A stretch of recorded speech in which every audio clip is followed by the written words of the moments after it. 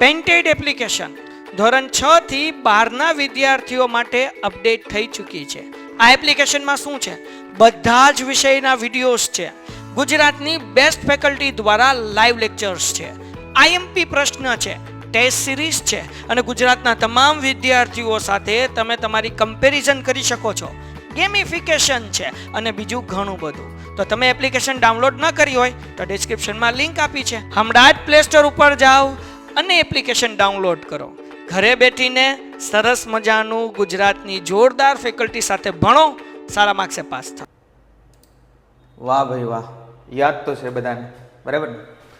તો આપણે ફલન ક્રિયા જેની વાત આપણે ગઈકાલે સમજ્યા કે કઈ રીતે શુક્રકોષો છે એ દાખલ થાય અને અંડકોષ સુધી પહોંચે અને એમાંથી યુગ્મનજ બને, એનો વિકાસ થાય અને એમાંથી બાળકનો જન્મ થાય, બરાબર? આ ફલન પ્રક્રિયા આપણે જોવા જઈ રહ્યા છીએ, બરાબર?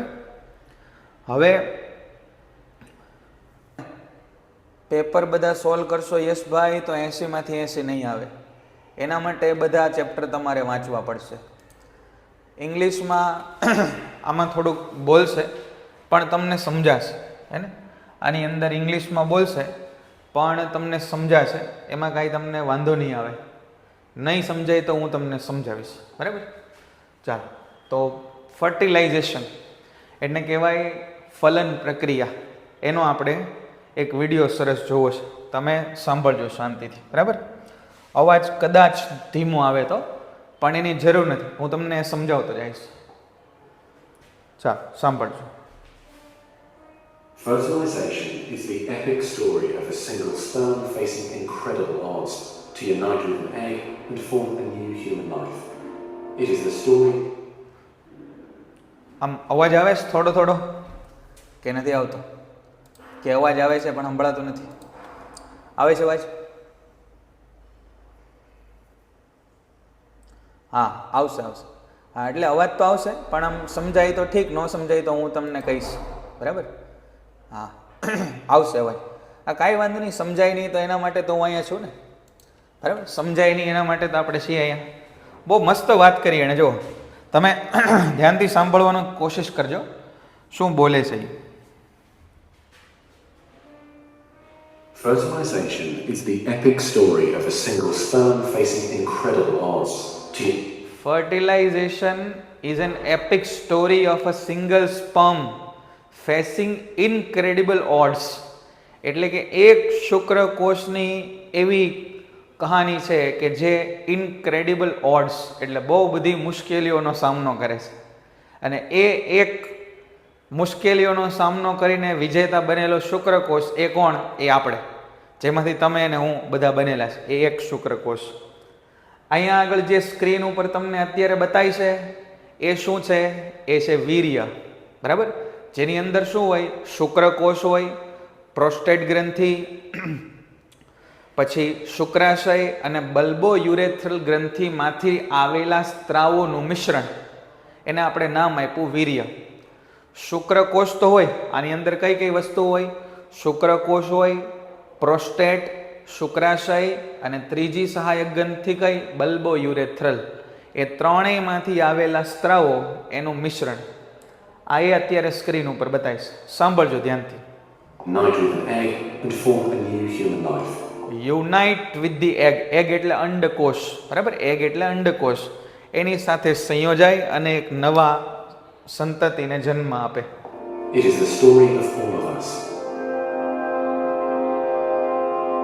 ફર્ટિલાઇઝેશન એટલે ફલન. During sexual intercourse, about 300 million sperm enter the vagina. જાતીય સમાગમ દરમિયાન લાખોની સંખ્યામાં, કરોડોની સંખ્યામાં સ્પર્મ એટલે શુક્રકોષો એ યોનિ માર્ગમાં દાખલ થાય. એને થોડુંક ઝૂમ કર્યું એટલે જો આ બધા શુક્રકોષો બતાય છે, જે આગળ હેડ છે અને પાછળ ટેલ અને પૂંછડી જેવા ની મદદથી આમ આગળ ગતિ કરે છે. Soon afterward, millions of them will either flow out of the vagina or die in its acidic environment. કેટલાક તો છે અંદર પ્રવેશ જ નથી કરી શકતા, અને એ લાખો કરોડોમાંથી અમુક લાખ તો છે એ અંદર પ્રવેશી નથી શકતા. બાકીના બધા છે એ યોનિના એસિડિક માધ્યમના કારણે મૃત્યુ પામે છે. However, many survive because of the protective elements provided in the fluids surrounding them. Next, the sperm must pass through the cervix, an opening into the uterus. Usually, યોનિ માર્ગમાંથી Greeva અને ગ્રીવામાંથી આ શુક્રકોષો કઈ તરફ જાય તો કે ગર્ભાશય તરફ જાય. બરાબર? it remains tightly closed, but here the cervix is open for a few days while the woman ovulates. અંડપિંડમાંથી અંડકોષ મુક્ત થાય ને એ થોડાક સમય દરમિયાન જ આ ગ્રીવાના ભાગ છે એ ખુલ્લો હોય. અન્યથા ત્યાં આગળ એક પ્રવાહી એક ઘન જેવા સ્વરૂપમાં આવેલું હોય. પ્રવાહી એટલે સમજો પ્રવાહી નહીં, ઘન નહીં, એવો પદાર્થ વચ્ચે આવેલો હોય, અને એ સામાન્ય રીતે કોઈ વસ્તુને અંદર જવા ન દે. બરાબર? પણ અંડકોષ મુક્ત થાય ત્યારે ત્યાં આગળ જગ્યા બને અને શુક્રકોષો જઈ શકે. The sperm swim through the cervical mucus, which is thinned to a more watery consistency for easier passage. Once inside the cervix, the sperm continues swimming toward the uterus, though millions will die trying to make it through the mucus. પછી આ શુક્રકોષો ક્યાં પ્રવેશે તો કે ગર્ભાશયમાં. બરાબર? અને ગર્ભાશયમાંથી ક્યાં સુધીની વાત આપણે કરી જુઓ તમે.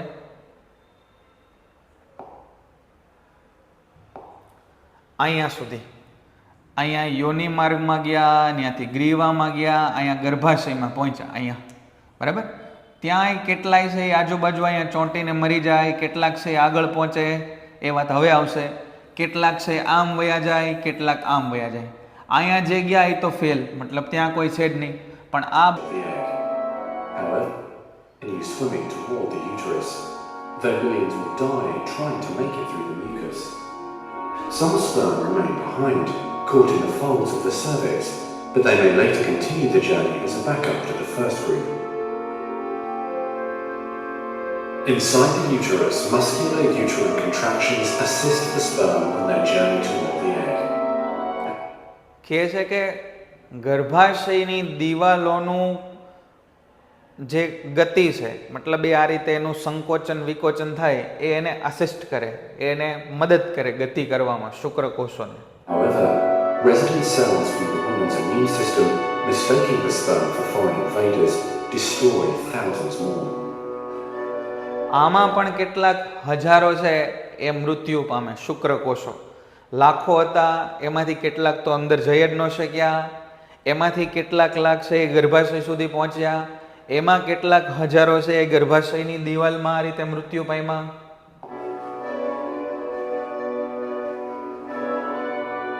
Next, half the sperm head for the empty fallopian tube, while the other half swim toward the tube containing the unfertilized egg. Now, only અડધા છે એ જેમાં અંડકોષ નથી એવી ફેલોપિયન ટ્યુબમાં જાય, અને અડધા છે એ જેમાં અંડકોષ હશે એ ફેલોપિયન ટ્યુબમાં જશે. a few thousand remain. લાખો શુક્રકોષોએ જે જર્ની શરૂ કરી હતી એમાંથી હજારો જેવા અહીંયા આગળ બચે ફેલોપિયન ટ્યુબ સુધીમાં. By the fallopian tube, tiny cilia push the egg toward the uterus. આ છે ને નીચે બતાવી એ ફેલોપિયન ટ્યુબની દિવાલ છે, એટલે કે અંડવાહિનીની દિવાલો છે જે અંડકોષને આ રીતે આમ ધક્કો મારે, આ રીતે આગળ ધકેલે. To continue, the sperm must surge against this motion to reach the egg. Some sperm get trapped in the cilia and die. આ જે સિલિયા કહેવાય આને, એની વચ્ચે તે કેટલાક શુક્રકોષો છે એ ફસાઈ જાય અને મૃત્યુ પામે. During this part of the journey, chemicals in the reproductive tract cause the membranes covering the heads of the sperm to change. As a result, the sperm become hyperactive, swimming. અહીંયા સુધી પહોંચતા શુક્રકોષ બિચારો ફૂલ થાકી ગયો છે, એકદમ એક્ઝોસ્ટ થઈ ગયો. અને આ એક્ઝોસ્ટ થયેલી કન્ડિશનમાં તે એને આગળ વધવું છે.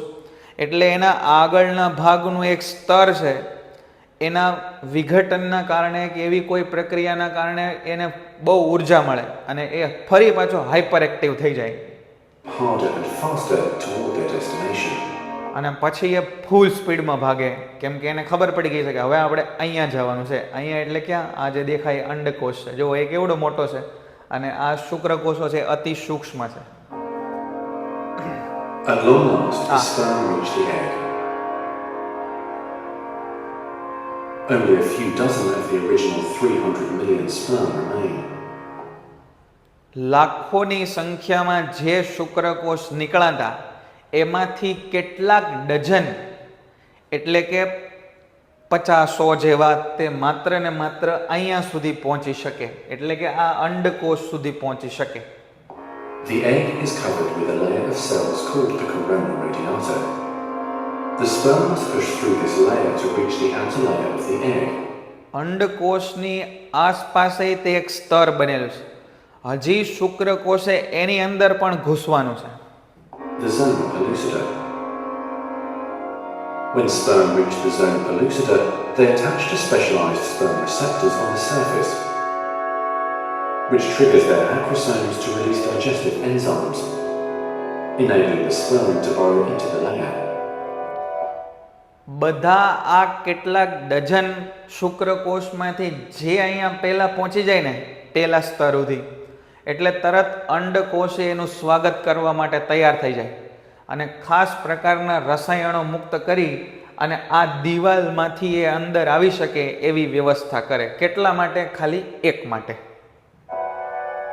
જો Inside the zona pellucida is a narrow, fluid-filled space just outside the egg cell membrane.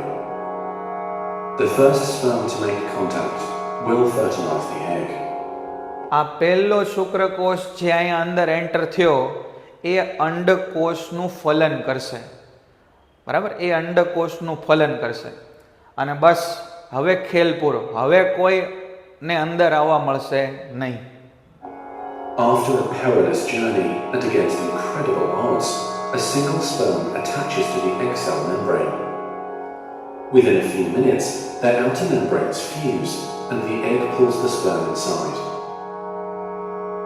This event called કેટલીક મિનિટની અંદર જ તેનું બહારનું સ્તર છે ને એ ફ્રીઝ થઈ જાય, મતલબ એની દિવાલો સખત બની જાય અને હવે કોઈ વધારાના શુક્રકોષને અંદર આવવા મળશે નહીં. મતલબ એક આવી ગયો પછી કોઈ નહીં. changes in the egg membrane that prevent other sperm from attaching to it. Next, the egg releases chemicals that push other sperm away from the egg and create પહેલા કેવું પ્રકારનું રસાયણ મુક્ત કર્યું અંડકોષે જે શુક્રકોષને આકર્ષે, અંદર આવવા દે, અને હવે કઈ પ્રકારનું કર્યું કે જે અન્ય શુક્રકોષોને બહાર કાઢી નાખે, અંદર નહીં રહેવા દે. an impenetrable fertilization membrane. As the reaction spreads outward, the zona pellucida hardens, trapping any sperm unlucky enough to be caught inside. અને પછી એના બહારનું સ્તર છે એ કડક બની જાય. હવે બહાર નીકળી ગયા તો નીકળી ગયા અને ન નીકળી ગયા વચ્ચે હલવાઈ જાય, એનું કાંઈ ન થાય. Inside the egg, sperm are no longer able to attach to the zona pellucida. હજી પણ કેટલાક શુક્રકોષો બહાર હોઈ શકે, પણ હવે એ એની અંદર પેનેટ્રેટ એટલે ઘૂસી શકશે નહીં. Meanwhile, inside the egg, the tightly packed male genetic material spreads out. આ બધા છે એ શુક્રકોષ અને અંડકોષમાં રહેલા આનુવંશિક દ્રવ્યો છે અને જે હવે પોતાનું કામ શરૂ કરશે. એટલે કે નવા આવનારા બાળકનું સ્ટ્રક્ચર કેવું થશે એ બધું નક્કી કરવાની પ્રક્રિયા આ હવે શરૂ થઈ.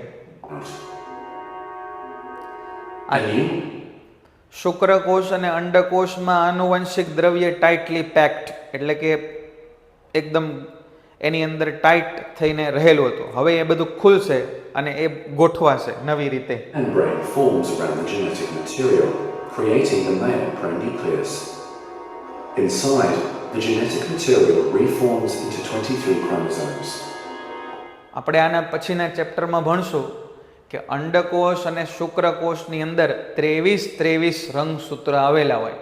એ બે 23 રંગસૂત્ર ભેગા થઈ અને 23 જોડ રંગસૂત્ર બને અને એ રંગસૂત્ર તમારું અને મારું એટલે કે બધી જે બાળ સંતતિ છે એનું શારીરિક બંધારણ નક્કી કરે. The female genetic material, awakened by the fusion of the sperm with the egg, finishes dividing, resulting in the female pronucleus, which also contains 23 chromosomes. 23 રંગસૂત્રો અહીંયા, 23 રંગસૂત્રો અહીંયા. As the male and female pronuclei form, spiderweb-like threads called microtubules pull them toward each other.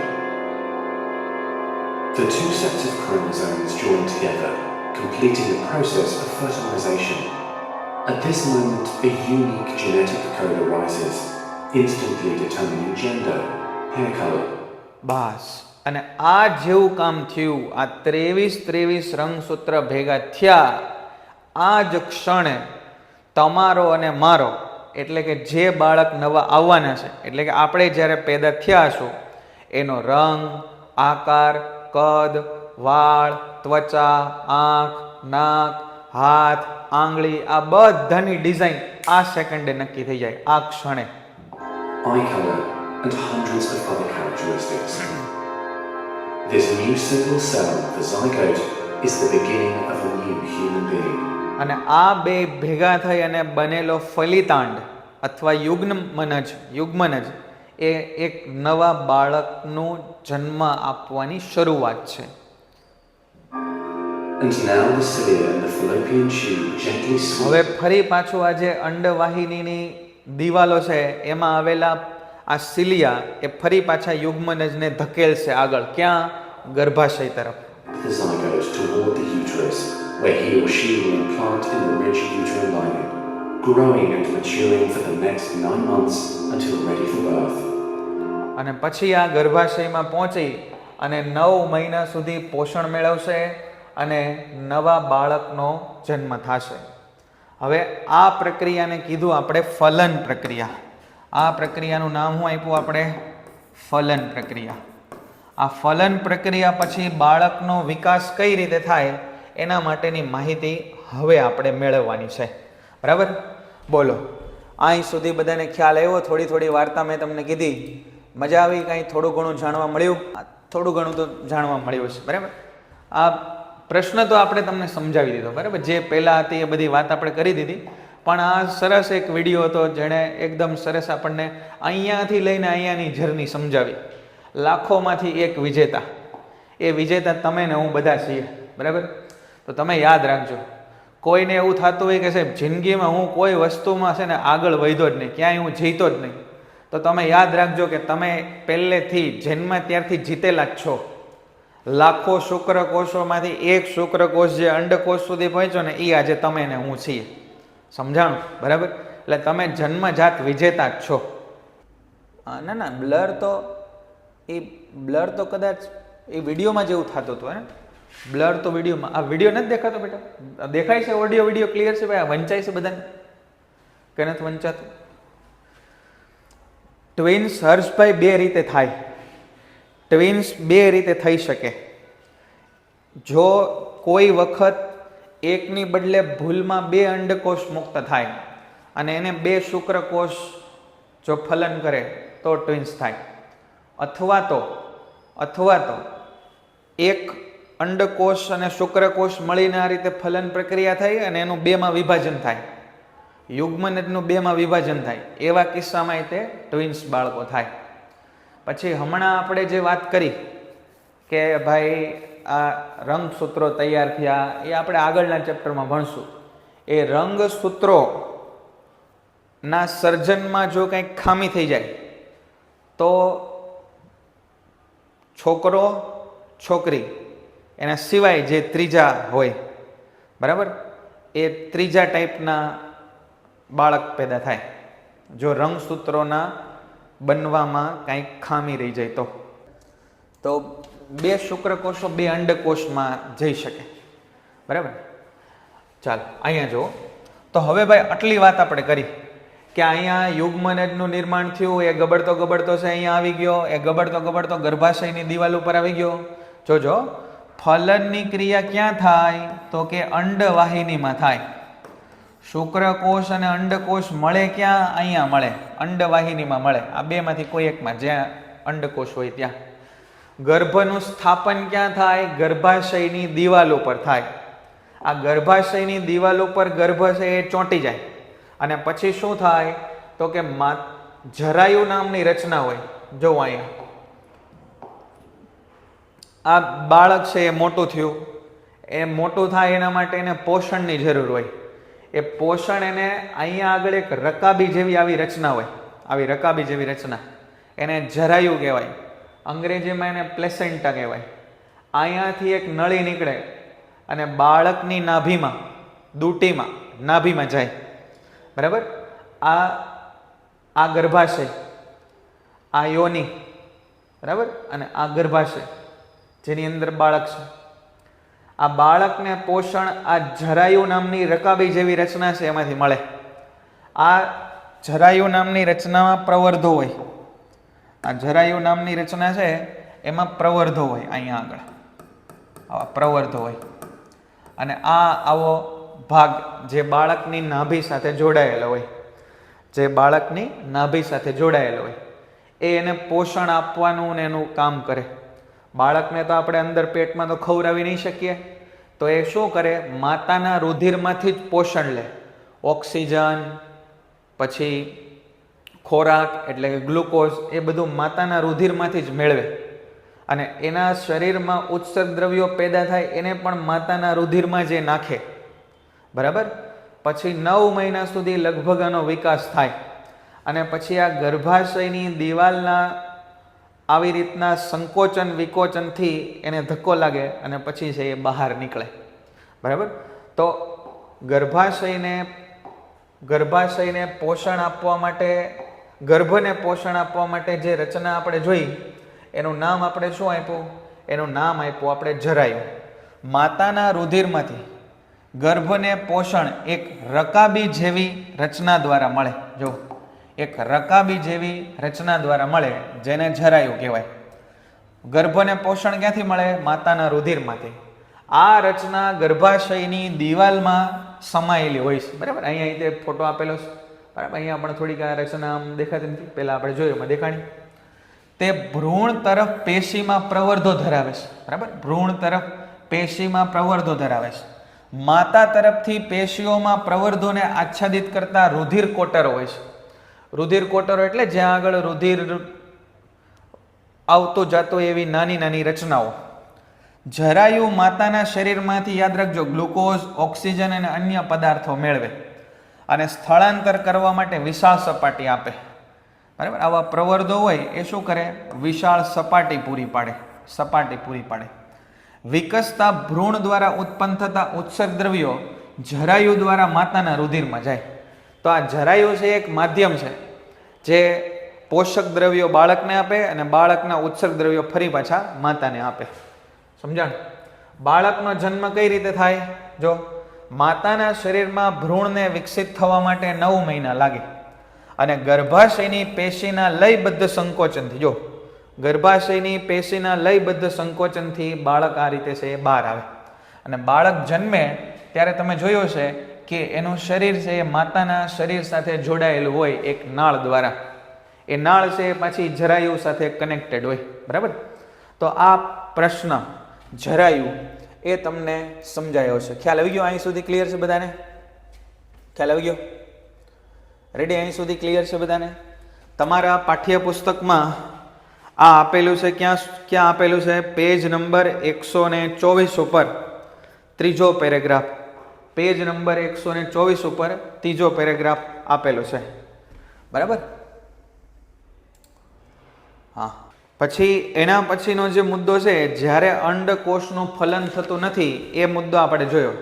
તમારી ટેક્સ્ટબુકમાં page number 124 ઉપર 7.3.3 આપ્યો છે ને? જ્યારે અંડકોષનું ફલન થતું નથી ત્યારે શું થાય એ મુદ્દો આપણે જોયો. કયો? પેન્ટેડ એપ્લિકેશન ધોરણ 6 થી 12ના વિદ્યાર્થીઓ માટે અપડેટ થઈ ચૂકી છે. આ એપ્લિકેશનમાં શું છે? બધા જ વિષયના વિડીયોઝ છે. ગુજરાતની બેસ્ટ ફેકલ્ટી દ્વારા લાઈવ લેક્ચર્સ છે. આઈએમપી પ્રશ્ન છે, ટેસ્ટ સિરીઝ છે અને ગુજરાતના તમામ વિદ્યાર્થીઓ સાથે તમે તમારી કમ્પેરિઝન કરી શકો છો. ગેમિફિકેશન છે અને બીજું ઘણું બધું. તો તમે એપ્લિકેશન ડાઉનલોડ ન કરી હોય તો ડિસ્ક્રિપ્શનમાં લિંક આપી છે, હમણાં જ પ્લે સ્ટોર ઉપર જાઓ અને એપ્લિકેશન ડાઉનલોડ કરો. ઘરે બેઠીને સરસ મજાનું ગુજરાતની જોરદાર ફેકલ્ટી સાથે ભણો, સારા માર્ક્સે પાસ થાઓ. રજોસ્ત્રાવ અથવા માસિક ચક્ર એની વાત આપણે ઓલરેડી કરી છે, બરાબર. રજોસ્ત્રાવ અથવા માસિક ચક્ર કોને કહેવાય એની વાત આપણે કરીશું, બરાબર. આ વાત આપણે કરી હતી કે અંડકોષ અહીંયાથી મુક્ત થાય તો ગર્ભાશયની દિવાલો છે એ તૈયાર થાય પોષણ આપવા માટે, પણ શુક્રકોષ આવે નહીં તો અહીંયા આગળ દિવાલો તૂટે અને પેશીઓ અને રુધિર એ બહાર આવે. આવી પ્રક્રિયા 28 થી 32 દિવસના ગાળે થાય, એટલા માટે એને માસિક સ્ત્રાવ એવું કહેવાય. અને આ કચરો શરીરની બહાર નીકળવાની પ્રક્રિયા 2 થી 8 દિવસ સુધી ચાલી શકે. લૈંગિક પરિપક્વતાના સંદર્ભે તરુણો પર કયા કયા દબાણ હોય અને શા માટે? જો ઘણીવાર કેવું હોય કે ભાઈ છોકરો મોટો થાય એટલે ઘરમાંથી એમ કે પૈણી જા, છોકરાને પૈણવાનો ઢઢો હોય એટલે એ તે પૈણી જાય પછી મમ્મી પપ્પાને શાંતિ ન થાય. પછી એમ કે હવે ભાઈ આપણે એકાદો ઘરમાં છોકરો કે છોકરી એટલે કે બાળક તો હોવું જોઈએ, એટલે એને છે એ સંતાન ઉત્પત્તિ કરવા માટે દબાણ આપવામાં આવે, બરાબર ને. પછી ઘણી વખત તમે સરકારી સંસ્થાઓ જોઈએ છે એ કહેતા હોય કે ભાઈ બાળકો ન કરવા જોઈએ, વસ્તી બહુ વધે છે, બરાબર. તો આપણે કન્ફ્યુઝ થઈ જાય કે ભાઈ કરવું શું, કેમનું કરવું, બાળકો કરવા કે બાળકો ન કરવા, બરાબર. તો જો લૈંગિક પરિપક્વતાના સંદર્ભે તરુણોને વિવિધ પ્રકારના દબાણ હોય. જેમ કે વ્યક્તિ ઈચ્છતી હોય કે ન ઈચ્છતી હોય, પરંતુ તેના મિત્રો છે એને કંઈક ચોક્કસ પ્રવૃત્તિમાં ભાગ લેવાનું દબાણ કરતા હોય કે ભાઈ આવું તો કરવું જ જોઈએ. વિવાહ તેમજ સંતાનોત્પત્તિ માટે પારિવારિક દબાણ હોય. છોકરાને બિચારાને કામ ધંધો કરવો હોય પણ ઘરના કહેતા હોય કે ના હો ભાઈ પહેલા લગ્ન કરી લે. બાળ જન્મ અટકાવવા માટે સરકારી સંસ્થાઓ એવું કહેતી હોય કે ભાઈ છોકરાઓ ન કરો, વસ્તી ઓલરેડી બહુ વધી ગઈ છે, ભારત દેશ નંબર 1 થઈ ગયો છે શેમાં? વસ્તીમાં. બીજે કાંઈ થયો કે નહીં? લૈંગિક પરિપક્વતા ક્રમિક પ્રક્રિયા છે અને તે સમયે શારીરિક વૃદ્ધિ પણ થતી હોય. તેથી અહીંયા સરસ વાત કરી છે. આંશિક સ્વરૂપમાં લૈંગિક પરિપક્વતાનો મતલબ એ નથી કે પ્રજનન ક્રિયા તેમજ ગર્ભધારણ માટે વ્યક્તિનું શરીર અથવા મન યોગ્ય રીતે તૈયાર થઈ ગયું છે. તમારામાં તમને લૈંગિક પરિપક્વતા બતાય એનો મતલબ એવો નથી કે હવે તમે સંતાન ઉત્પન્ન કરી શકશો, કેમ કે એના માટે ખૂબ વધારે શારીરિક અને માનસિક તૈયારી જોઈએ, બરાબર. કેમ કે એક જવાબદારી ભર્યું કામ છે, એટલા માટે. જાતીય સમાગમ દ્વારા સંક્રમિત રોગ STD, આ યાદ રાખજો શબ્દ STD, જાતીય સમાગમ દ્વારા સંક્રમિત રોગ. તમે ચેપી રોગ ને ફલાણા રોગ ને ઢીકણા રોગ ને એવા બધા સાંભળ્યા છે, બરાબર. કોરોના કેમ એકબીજાને અડકવાથી થઈ જતો હતો, શરદી કેમ હવામાં રહેલા કીટાણુઓથી કે ટૂંકમાં વાયરસથી ને એનાથી થઈ જાય, એવી રીતે સમાગમ દરમિયાન, સંભોગ દરમિયાન બે વ્યક્તિઓના શરીર એકબીજાના ગાઢ સંપર્કમાં હોય, સાથે સાથે બંનેના પ્રજનન અંગો એ એકબીજાના વધુ સંપર્કમાં હોય, તો એના કારણે કેટલાક બેક્ટેરિયા, વાયરસ, એના કારણે અમુક રોગો થઈ શકે. એવા રોગોને શું કહેવાય? જાતીય સમાગમ દ્વારા સંક્રમિત રોગો, STD, sexually transmitted disease. Sexually એટલે સમાગમ, ટ્રાન્સમિટેડ એટલે સંક્રમિત, અને ડિસીઝ એટલે રોગો, બરાબર. સમાગમ દ્વારા સંક્રમિત થતા રોગો. શું કહે છે વાંચો, આમાંથી પ્રશ્ન પૂછાય છે. જાતીય સમાગમમાં સ્ત્રી અને પુરુષ વચ્ચે પ્રગાઢ શારીરિક સંબંધ સ્થાપિત થાય છે, તેથી ચેપ દ્વારા, સંક્રમણ એટલે ચેપ દ્વારા ઘણા રોગો થઈ શકે. આ યાદ રાખજો. જીવાણુ એટલે કે બેક્ટેરિયાથી કયા રોગ થાય? સિફિલિસ અને ગોનોરિયા, આ રોગ બેક્ટેરિયા દ્વારા થાય. વાયરસ દ્વારા કયા રોગો થઈ શકે? તો કે મસા અને HIV એડ્સ, મસા અને HIV એડ્સ. તો જાતીય સમાગમ વખતે સ્ત્રી અને પુરુષના પ્રજનનાંગોના સંપર્કના કારણે રોગો થઈ શકે. આ રોગોને એસટીડી અથવા જાતીય સમાગમ દ્વારા સંક્રમિત રોગો કહેવાય.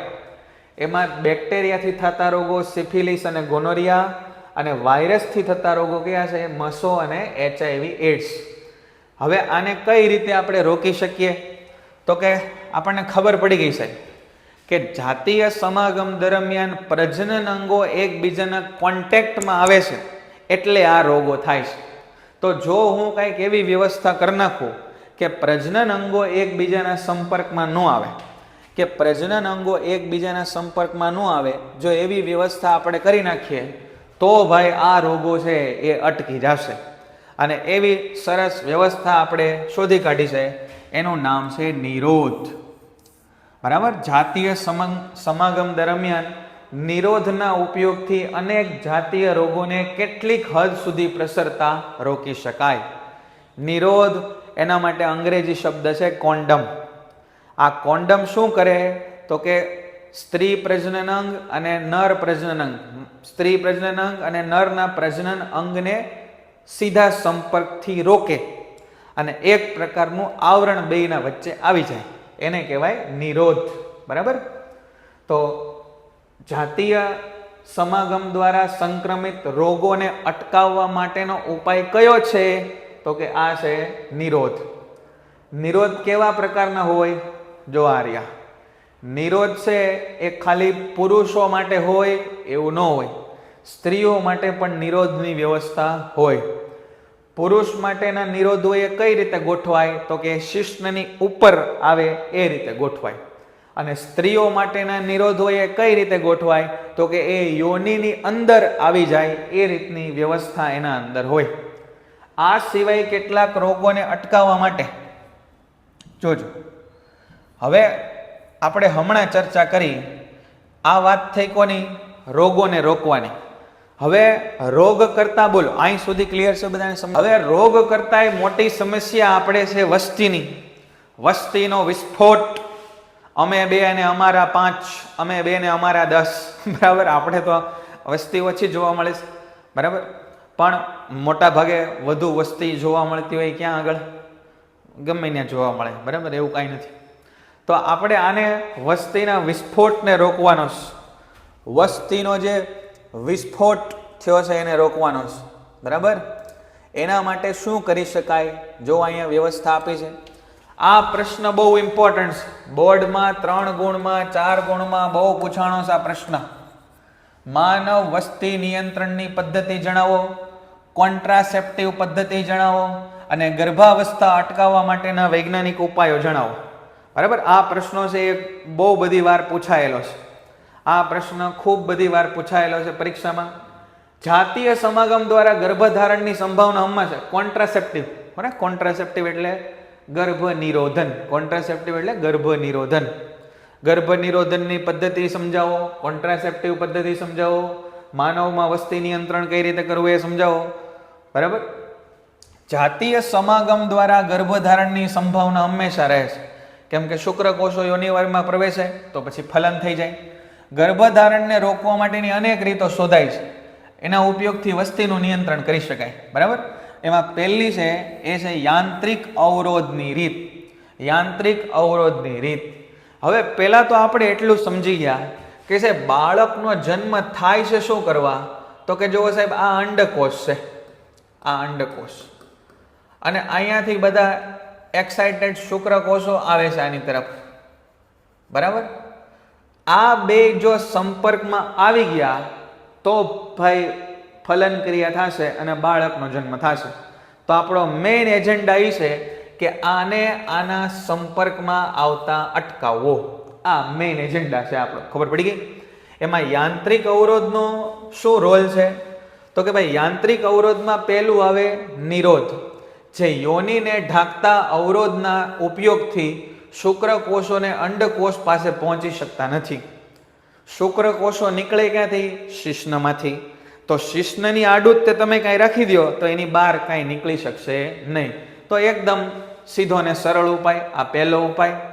પછી અન્ય ગર્ભ નિરોધમાં સ્ત્રીના ગર્ભાશયમાં ગર્ભ અવરોધક સાધન આઈયુસીડી એને કહેવાય, કોપરટી કે આંકડી સ્થાપિત કરવામાં આવે અને તેનાથી ગર્ભધારણને અટકાવી શકાય.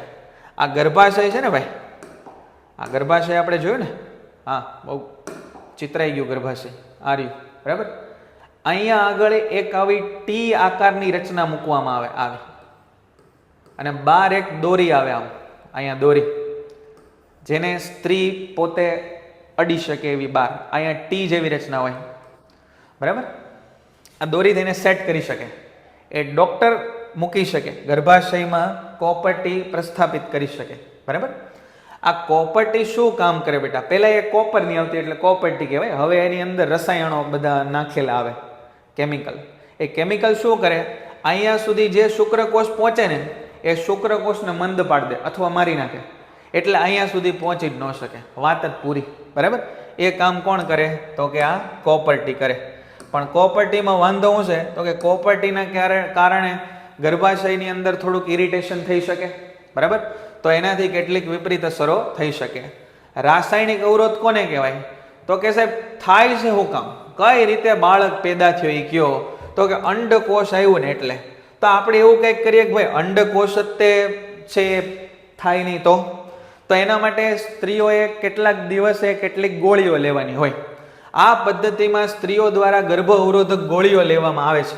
ગર્ભ અવરોધક ગોળીઓમાં રહેલી દવા સ્ત્રીના અંતઃસ્ત્રાવના સંતુલનને બદલે છે.